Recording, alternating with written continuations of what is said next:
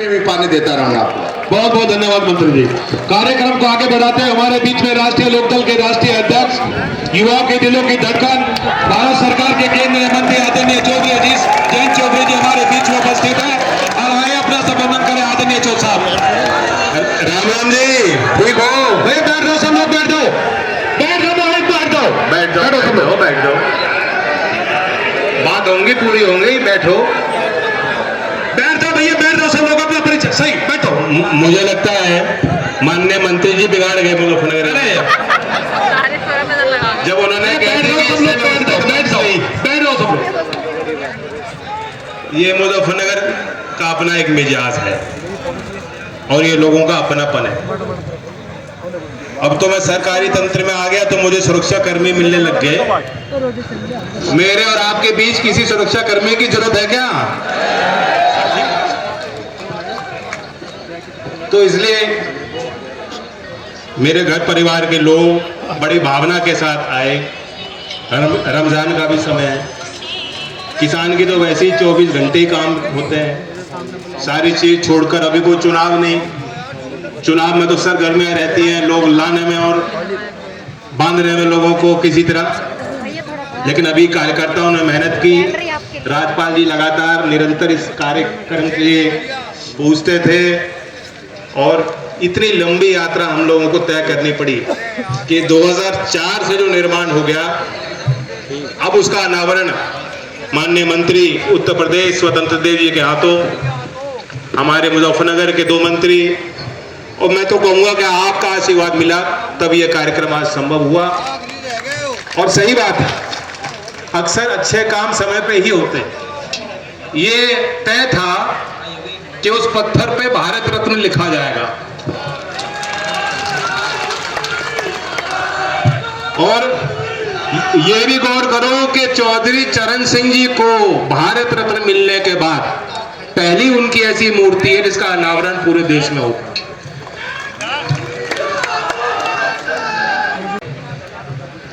अब मेरा सोचो, जब समय जाता हूं मैं स्कूल और कौशल विकास की जाता हूं, कोई देखते हैं।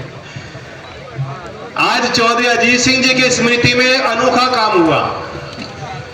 मुजफ्फरनगर के 103 स्कूलों को चिन्हित कर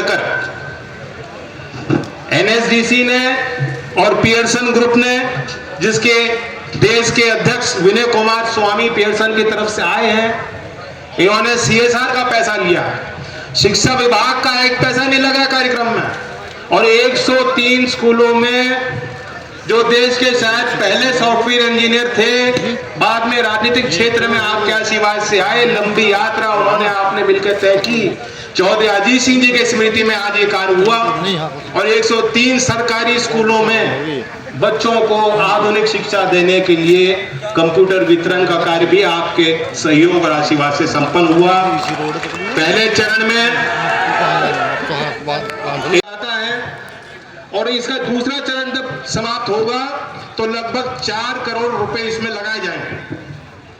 चौधरी अजीत सिंह जी यही चाहते थे कि देश के बुनियादी ढांचा में भार उठाने वाला किसान और कामगार, उसकी अगली पीढ़ियां मजबूरी में ना रहें, उन्हें गुर्बत ना देखनी पड़े, देश के आधुनिक मुख्यधारा में वो अपनी गिनती बनाए और वो आगे बढ़े। इसी कार्य में आज के समय पे आप जानते हैं, जो टोपी और पगड़ी पहने वाले लोग, पुराने लोग कार्यकर्ता बैठे हैं, आप जानते हैं, इनमें से कितने ऐसे हैं किसान भाई, अगर इनसे पूछा जाए कि आपकी अगली पीढ़ी भी खेती करे, बताओ राजी हो कि नहीं?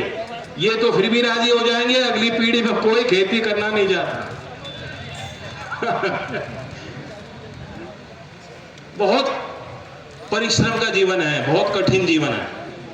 कभी कभी मैं दूसरी बैठकों में होता हूं जहां नीति को समझने वाले विचारक देश दुनिया के बैठते हैं, वो कहते हैं कि भारतीय कृषि व्यवस्था में परिवर्तन क्यों नहीं होता। हमें मालूम है कि जिस पैदावार में उत्पादन समय के साथ घट रहा है, तो दूसरी फसल क्यों नहीं लेते किसान। मैंने बोला कि तुम्हें साबाद अली जी, उच्च प्राथमिक विद्यालय सोरो शाहपुर, श्री अमरदीप उच्च प्राथमिक विद्यालय सोरो Shahpur, Shri Mahboob Ali ji composite school Shahpur, Shri Jairil Singh composite school Shahpur.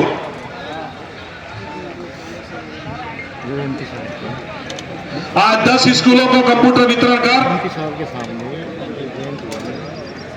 किसान मसीहा श्रद्धेय चौधरी अजीत सिंह डिजिटल लैब का शुभारंभ किया गया है। सभी लोग तालियां बजाकर स्वागत करने का काम करेंगे सभी का। चलते रहो धीरे धीरे।